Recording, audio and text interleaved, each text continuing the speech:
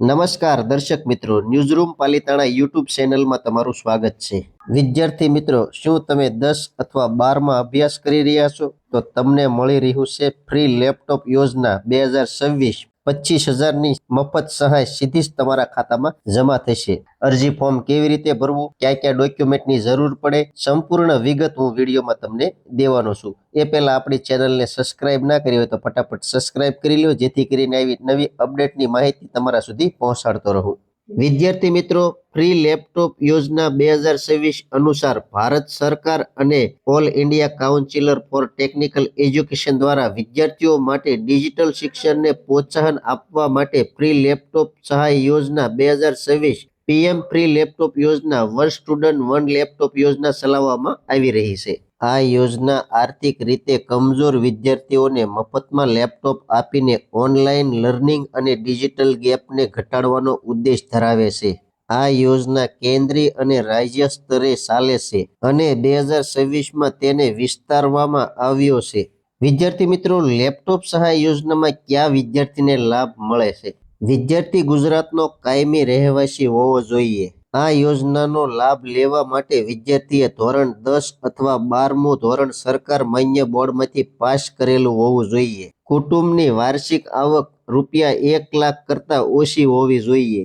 વિદ્યાર્થીની ઉંમર 18 થી 25 વર્ષની વચ્ચેની હોવી જોઈએ. આ યોજનાનો લાભ લેવા માટે વિદ્યાર્થીએ સરકારી અથવા ગ્રાન્ટેડ શાળામાં કોલેજમાં અભ્યાસ કરતો હોવો જોઈએ. વિદ્યાર્થી મિત્રો, ફોર્મ ભરવામાં કયા કયા ડોક્યુમેન્ટની જરૂર પડે છે? પહેલું, આધાર કાર્ડ અથવા વોટર આઈડી ઓળખ માટે. આવકનો પુરાવો, ઇન્કમ સર્ટિફિકેટ, જાતિ શ્રેણી પ્રમાણપત્ર.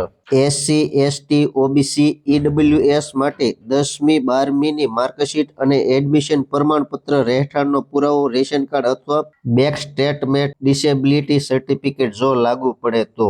આ યોજનાનો મુખ્ય હેતુ એવા વિદ્યાર્થીઓને ડિજિટલ સંસાધનો પૂરા પાડવાના છે જેઓ અભ્યાસમાં સારો દેખાવ કરે છે પરંતુ પૈસાની તંગીના કારણે લેપટોપ ખરીદી શકતા નથી. મને લાગે છે કે આ યોજના ખાસ કરીને ગ્રામીણ વિસ્તારો અને આર્થિક રીતે નબળા વર્ગના તેજસ્વી વિદ્યાર્થીઓ માટે ખૂબ જ ઉપયોગી સાબિત થઈ રહી છે.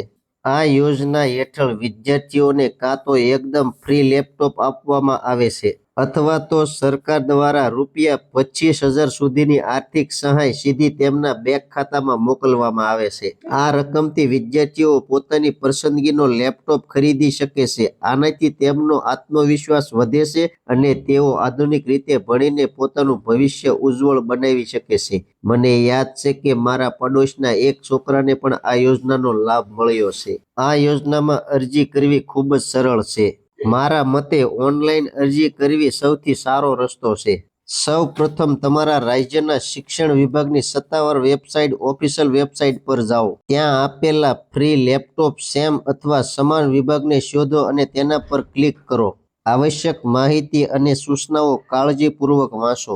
ઓનલાઈન અરજી ફોર્મમાં તમારું નામ, સરનામું, સ્કૂલની વિગતો, મેળવેલ ગુણ અને બેંક ખાતાની માહિતી જેવી તમામ વિગતો યોગ્ય રીતે ભરો. માંગેલા બધા ડોક્યુમેન્ટ સ્કેન કરીને અપલોડ કરો. બધી વિગતો સાચી ભર્યા પછી અરજી ફોર્મ સબમિટ કરો.